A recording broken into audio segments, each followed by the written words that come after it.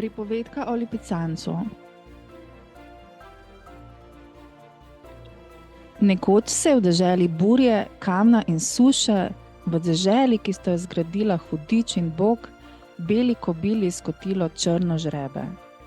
Odraščajočemu, živahnemu in radovednemu konjiču je zavetje ene najstarejših kobilarn na svetu kmalu postalo pretesno, zato je začel oprezati za primerno priložnostjo, da jo popiha iz ustaljenega reda vsakdana.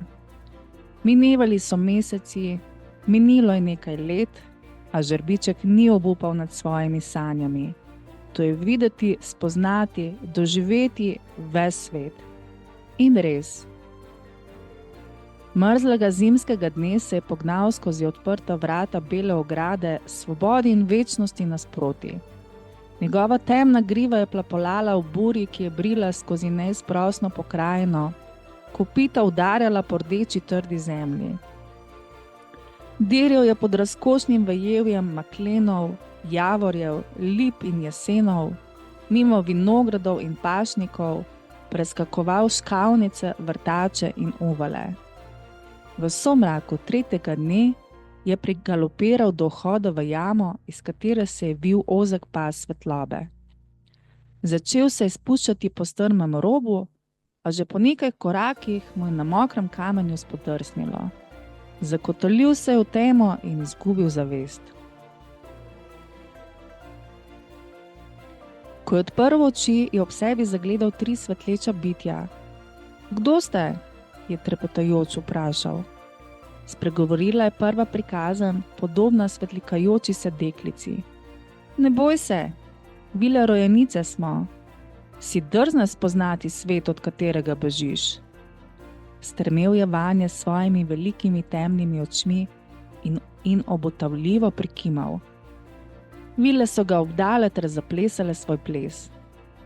Najprej so ga dvignile višave, s katerih je opazoval čudesa gozdov in grmišč, melišč in kamnitih travišč, kamnite hiše, borjače, ganke, senike.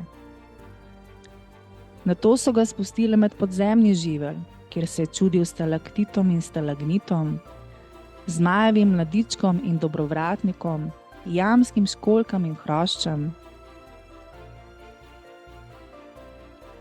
Nadalje so ga odpeljale v življenje prednikov in njihovih skrbnikov.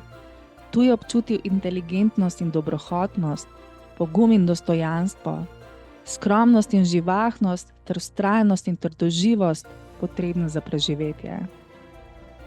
Nazadnje so mu pokazale še delček prihodnosti, ki čaka to deželo, njene ljudi in naravo. Opazil je posledice človeškega naprezanja k napredku, zaznal pa tudi ljubezen in pomoč, ki jo bojo zemeljski prebivalci potrebovali in prejeli od svojih živalskih vodnikov, med katere sodijo tudi njegovi konjski bratje in sestre. Še želiš stran od to? So zdaj v belega žrebca spremenjenega konjiča vprašale vile. Ne, hvala.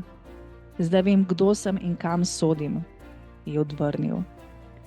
Izbranec prožnega kopita, gizdavega drnca in bistre čudi, se je vrnil domov ter od tedaj elegantno, ponosno in trmasto zvesto zrcali lepoto svoje dežele ter svojih ljudi.